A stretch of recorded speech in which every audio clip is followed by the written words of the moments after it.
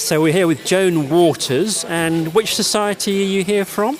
The Harrow and Hillingdon Geological Society. And we're at the Uxbridge Library for the Rock Show, which is on until the 28th of February. Yes. So do come and have a look. Now, we're going to wander around and have a look at these rocks. My favourite, or one of the favourites, Dinosaur Poo. Well, it seems to fascinate the children as well. And how do you know it's Dinosaur Poo? Much better scientists than I have authenticated it. It's come from the places where dinosaurs were known to be. They have found remnants of the food that dinosaurs eat in these things. So we're talking a long, long time ago. We are talking several 100 million years ago. This one's 30 million years. And then you're inviting children, perhaps from local schools, and during half-term to come and have a look and Absolutely. hold the rocks and things. We have some children coming in with official class groups. So over here, for example, we've got a table of Granite. Granite, like somebody's worktop. This is volcanic origins. Right.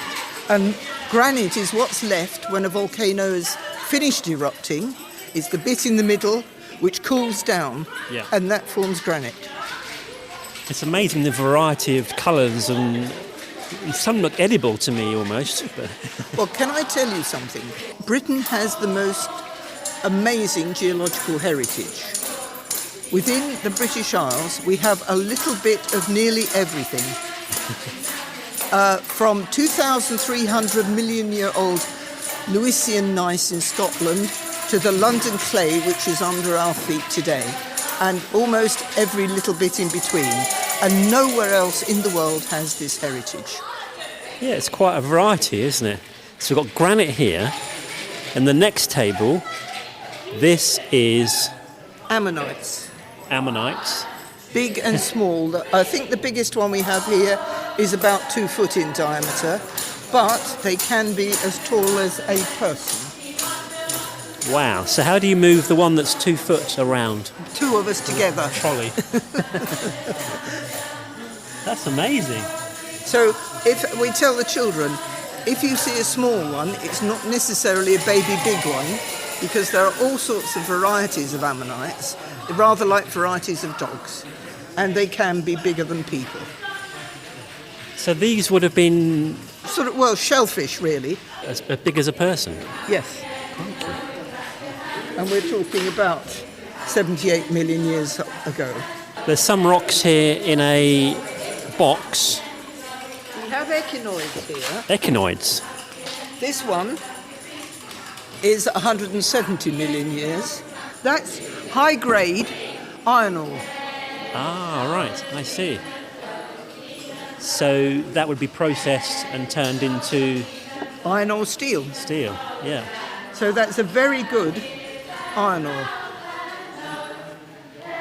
This one here? That's very good anthracite. Coal, Coal, for any of yes. you younger people who don't remember. And here is salt. There's the salt, which we went actually down the mine in Cheshire to collect it. But this grade of salt is usually the stuff that's used on the road with grit. With the ice. It's because it's got a sort of pinkish colour to it. But that's the Union Salt Mine in Cheshire, which we went down. So you do field trips as well. Oh, yes. What happens in here? Now, the reason they're in this light box here is because they glow under fluorescent light. But if you're in daylight, the glow is drowned out by the daylight. Yeah. So you're in this dark box, lights at the top, and we cover the people over with these curtains, and you can see the glowing rocks in there.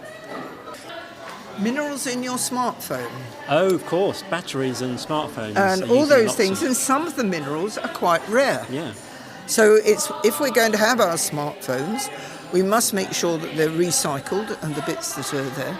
Because if we're looking at this, we have a periodic table of elements here, and some of these elements are running short. Yeah. So these are the things that sort of some people say we need to have to live to produce the things that they want, like smartphones and so on, but they're running out. Yeah. And then, of course, there's one interesting thing, We're all supposed to be going to use electric cars. Where are they going to get the copper for all the wiring that's going to be needed to supply electric cars? Yeah, or lithium for all the batteries. Exactly. Yeah. So we're running out of all these red ones. Particularly the red ones are seriously in threat. Dark orange ones are ones of increasing threat. Now, more rocks over here. Yes, we've got some building stones here. And this is from Portland, down in Dorset. Okay. And that's called roach stone. But these are the other Portland stones which were basically used to build 19th century London. Yeah. Various other ones. This one, Larvikite, comes from Norway. This one, Rappakivi granite, comes from Finland. It's on the facings of a government building in Harrow. Larvikite is on a lot of things like fish shops and so on. We did a field trip to Belgium last year and we picked up which is called Belgian bluestone, which is... I imagine your rucksacks when you come back, or your suitcases are quite heavy. Oh, yes. Well, I remember the people kept bringing back that dinosaur footprint over there, which is about 2 foot square and about 4 inches thick. This is our specimen rocks here. Specimen rocks. So these are the high quality ones. Okay. We know chalk. Yes, chalk. Yes. I mean, it's nice if people go on holiday, and quite often local shops have a little geological thing, so that you know the difference between the chalk of Dover and maybe the volcanics of Cumbria, Snowdonia, and so on. Because we've got, as I said, a little bit of everything in this country. The only thing, and I'm quite pleased we haven't, is live volcanoes. Yes. We got dead ones, but not live ones. Because all the Aberdeen granites, the moors, the Dartmoor, Exmoor and so on, are granites, and that's dead volcanoes. Yeah. That's obsidian. That's obsidian. Now, obsidian was the Mediterranean's equivalent of flint during the Stone Age, because the Mediterranean doesn't have flint, but the Mediterranean does have obsidian. Because you can chemically identify the obsidian and the sources of it, they could identify the trade routes around the Mediterranean where obsidian was traded. So used for tools and things. Used for tools in the same way that we used flint. Yeah. Very hard rock. And it cleaves in a similar way to flint. So we've got various ammonites here, and a dinosaur leg bone, and that one is a piece of fossilised wood. Yeah, you can always tell that, can't you? Yes. It looks kind of woodish. So we've got various things here, and these are big, and fortunately they're too heavy for the children to lift. Yeah. They can touch them, and they can sit beside them, but fortunately they're too heavy for them to lift. So if somebody wants to join the society, I mean, how often do you meet, and have you got any field trips coming up? We meet once a month at the Cavendish Pavilion in Eastcote on the second Wednesday of the month. We do have field trips.